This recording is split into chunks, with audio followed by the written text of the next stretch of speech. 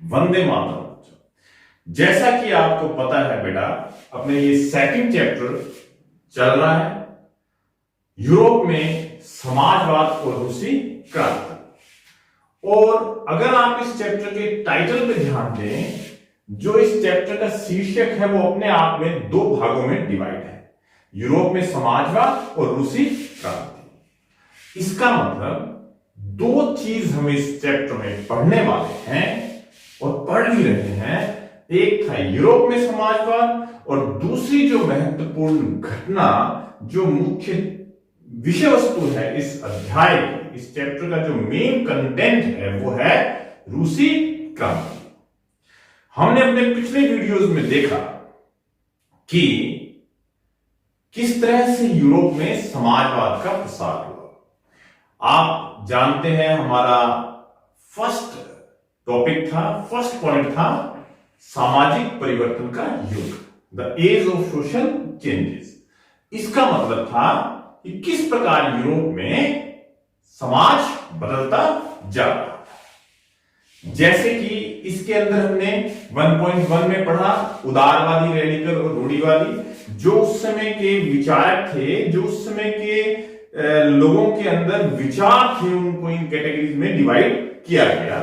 इसमें हमने देखा कौन उदारवादी थे, कौन रेडिकल थे, कौन रूढ़िवादी थे। अपने सेकंड टॉपिक में हमने देखा कि किस प्रकार औद्योगिक समाज से समाज में परिवर्तन हो रहा था। हम थोड़ा सा इसका रिव्यू लेंगे, यानी वहां पर औद्योगिक क्रांति हो चुकी थी और इस क्रांति की वजह से समाज में जो परिवर्तन हुए वो हमने इस पॉइंट में पढ़े। तीसरे पॉइंट में हमने देखा यूरोप में कैसे समाजवाद आया। इसमें अपने कार्ल मार्क्स के, फ्रेडरिक एंगल्स के, इनके विचार पढ़े और देखा कि समाजवाद किस प्रकार यूरोप के अंदर एक लोकप्रिय विचार बन गया।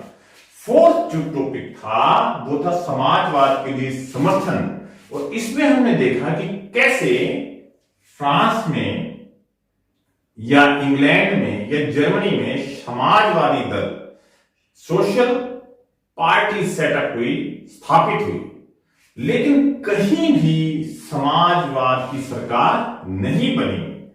अब आगे बढ़ते हैं, ये काम रूस में हो गया। इस पार्ट का सेकंड टॉपिक है रूसी क्रांति।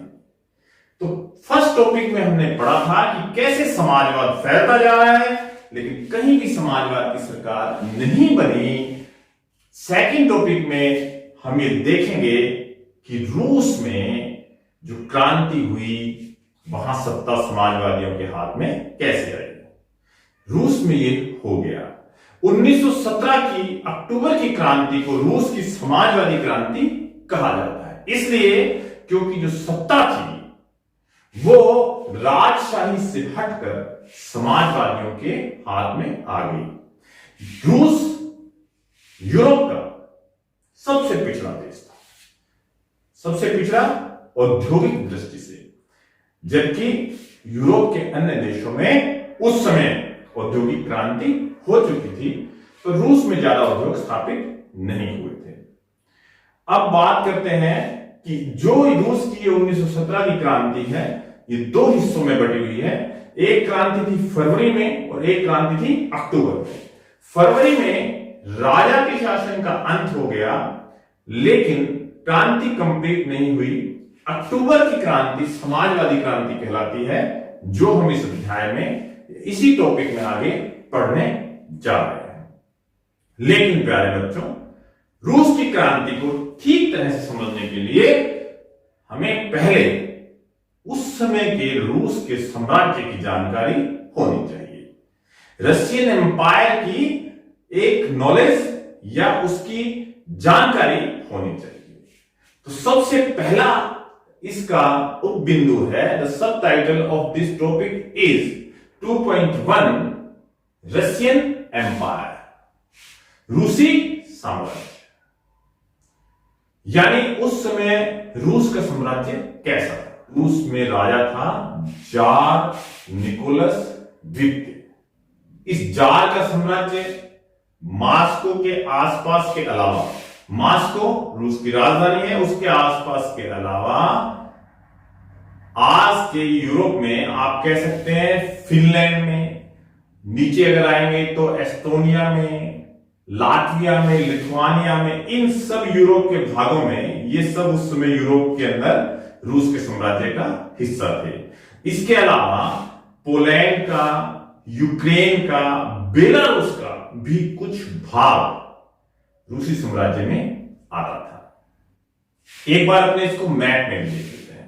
ये देखिए तो आपकी बुक में वो मैप है जो 1914 के समय यूरोप की स्थिति थी, लेकिन हम वर्तमान मैप से इसको समझने का प्रयास करते हैं।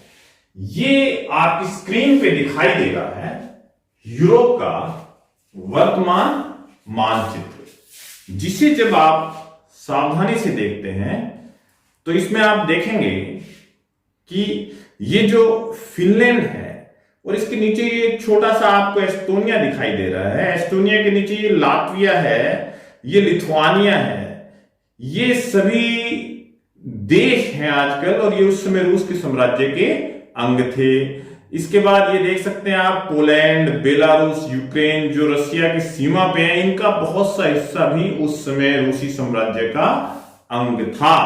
एक और बात है कि रूस में साम्राज्य के अंदर ग्रीक ऑर्थोडॉक्स चर्च से उपजी हुई शाखा Russian Orthodox Christianity, Russian Orthodox Christianity जो लोग थे उनका बहुमत था। जैसे हमारे देश में ज्यादातर हिंदू लोग हैं, लेकिन क्या सभी थे? नहीं, कुछ लोग वहां पे बौद्ध भी थे, कुछ लोग वहां पर कैथोलिक भी थे, कुछ लोग वहां पर प्रोटेस्टेंट भी थे। तो ये 1914 के समय प्रथम विश्व युद्ध की शुरुआत के समय रूस का साम्राज्य था।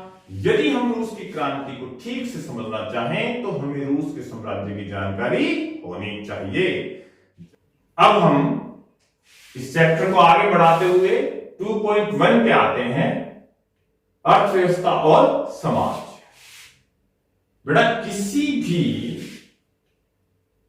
चैप्टर को या टॉपिक को समझने के लिए ये बहुत जरूरी है कि आप उसके शीर्षक को ध्यान से पढ़ें भी और उस पर चिंतन भी करें, मनन भी करें। जो शीर्षक है वो अपने आप में किसी भी अवधारणा को, कंसेप्ट को काफी क्लियर कर देता है। जैसे अभी हमने बात की थी इस पाठ के शीर्षक पे, यानी उससे पता लग रहा था कि हम दो चीजें पढ़ने वाले हैं, यूरोप में समाजवाद और रूसी क्रांति। ऐसे ही अब हम पढ़ने वाले हैं अर्थव्यवस्था और समाज के बारे में। किसकी अर्थव्यवस्था? रूस की। क्यों पढ़ रहे हैं हम? क्योंकि रूसी क्रांति को समझने के लिए जानना आवश्यक है कि वहां का समाज और वहां की अर्थव्यवस्था कैसी थी, यानी क्रांति की पृष्ठभूमि क्या थी, या आप कह सकते हैं कि क्रांति के कारण क्या थे। What were the causes of this revolution. किसी भी चीज को समझने के लिए उसकी परिस्थितियां या कारणों पे विचार करना बहुत आवश्यक है। तो अर्थव्यवस्था में कुछ ऐसे तत्व थे जिन्होंने क्रांति की पृष्ठभूमि तैयार की। रूस एक औद्योगिक दृष्टि से पिछड़ा हुआ देश था, यानी कृषि प्रधान देश था। वहां पर लगभग 85% लोग खेती पर निर्भर थे, यानी उनकी आजीविका खेती से चलती थी। फ्रांस में या जर्मनी में सिर्फ 40 से 50% लोग ही खेती करते थे और रूस में 85%, 85, यानी बहुत ज्यादा। रूस के अंदर उद्योग बहुत ही कम थे। अभी हमने बात की सिर्फ दो शहर सेंट पीटर्सबर्ग और मॉस्को, यही थोड़े बहुत औद्योगिक थे, बाकी कहीं भी विशेष उद्योग नहीं थे। क्राफ्ट्समैन होते हैं जो लोग अपने घरों में काम करते हैं, वही ज्यादातर उत्पादन करते थे। कारखाने नहीं थे, उद्योग कम थे। ज्यादातर उद्योग 1890 के दशक में ही प्रारंभ हुए थे, जबकि यूरोप के अन्य स्थानों पे औद्योगिक क्रांति पहले हो चुकी थी। रूस में लेट 1890 के आसपास उद्योग स्थापित हुए। इसी समय विदेशी निवेश भी बढ़ा, रेलवे का भी विस्तार हुआ। इसकी वजह से उत्पादन बहुत तेजी से बढ़ने लगा और रूस में कुछ ही वर्षों में कोयला उत्पादन लगभग दुगना, स्टील उत्पादन लगभग 4 गुना हो गया। कि रूस के अंदर जो कारखानों में काम करने वाले मजदूर हैं और जो कारीगर अपना व्यक्तिगत घरों में काम कर रहे हैं, यानी कारीगर और कारखानों में काम करने वालों की संख्या लगभग बराबर हो गई। यानी 1900 तक आते आते आप कह सकते हो कि कारखानों की संख्या बढ़ गई। अब उद्योगों की संख्या तो बढ़ गई, लेकिन ये याद रखने वाली बात है कि ज्यादातर उद्योग निजी संपत्ति के अधीन ही थे, यानी उस समय समाजवाद नहीं था। एक और बात याद रखने वाली है कि मजदूरों की हालत खराब थी, काम के घंटे यानी वर्किंग आवर्स बहुत ज्यादा थे, लंबे थे। ये हमने समाजवाद के प्रचार में ये बात पढ़ी भी थी। इसके अलावा उनको वेतन बहुत कम मिलता था, रहने की व्यवस्था भी अच्छी नहीं थी, आमतौर पर डोरमेट्री वगैरह में ही रहते थे। अब बात करते हैं थोड़ी सी मजदूरों की सामाजिक स्थिति की या उस समय के समाज की। मजदूर जो थे वो सामाजिक दृष्टि से बटे हुए थे। हालांकि बहुत से मजदूर गांव से ही थे और वो गांव से जुड़े हुए थे गहरे तौर पे, लेकिन अधिकांश मजदूर शहरों में ही बस गए थे।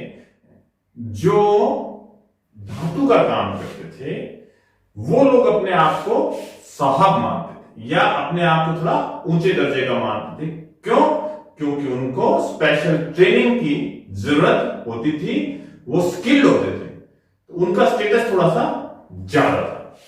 मजदूरों में औरतें भी शामिल थी, लेकिन उनकी तनख्वाहें, उनका वेतन पुरुषों से हमेशा कम रहता था। अब बात करते हैं समाज के एक दूसरे बड़े वर्ग किसान की। और हमने पढ़ा कि ज्यादातर लोग खेती पर ही निर्भर थे। किसान जो है वो गांव में मजदूरों की भांति बटे हुए थे, विभाजित थे। कैटेगराइजेशन उनमें भी था।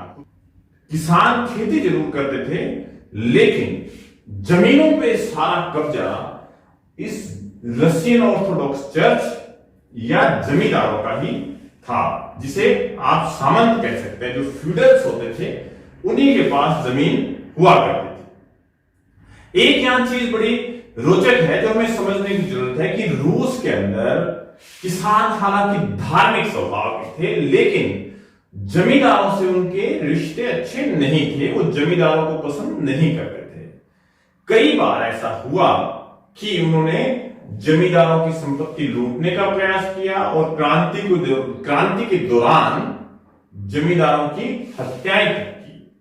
ये घटनाएं रूस में हुई। हालांकि ऐसी चीजें फ्रांस में नहीं थी। फ्रांस की क्रांति में बहुत बार ये जो किसान थे उन्होंने जमींदारों की या सामंतों की मदद की।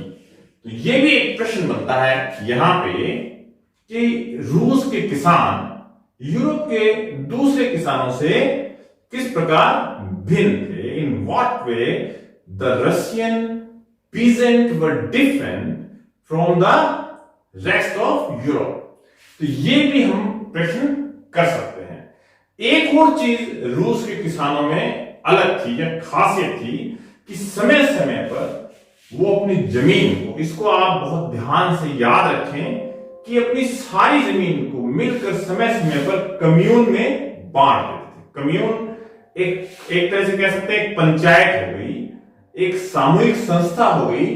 तो सारी जमीन इकट्ठी करके उसमें बांट दी जाती थी, वापिस उसका बराबर विभाजन कर दिया जाता था कुछ वर्षों के बाद। तो इसलिए कहते हैं कि रूस का जो किसान था वो स्वभाव से ही समाजवादी था, यानी वहां पर ये चीज भी यूरोप के दूसरे क्षेत्रों से अलग थी। तो ये प्यारे बच्चों रूस की अर्थव्यवस्था और समाज का विवरण था। इस पर हमें प्रश्न करना है और एक किताब में भी बड़ा क्वेश्चन है इस पे, रूस की अर्थव्यवस्था और समाज पे। ये हमें क्रांति की पृष्ठभूमि, क्रांति के कारणों को समझने में मदद करता है। तभी तो क्रांति हुई ना। भाई मजदूर भी परेशान थे और उनमें भी विभाजन था, किसान भी परेशान थे और उनमें विभाजन था। इसके बाद कल हम रूस के अंदर समाजवाद की एंट्री को पढ़ेंगे, रूस में समाजवाद आना, और फिर असली एक्शन शुरू होगा, यानी क्रांति का घटनाक्रम प्रारंभ होगा 1905 की उथल पुथल, सेकंड टॉपिक का लास्ट टॉपिक रहेगा वो प्रथम विश्व युद्ध में रूस की क्या स्थिति रही, रूस के ऊपर प्रथम विश्व युद्ध का क्या प्रभाव पड़ा, उस पर बात करेंगे। आज की क्लास यहीं समाप्त करते हैं। जय हिंद।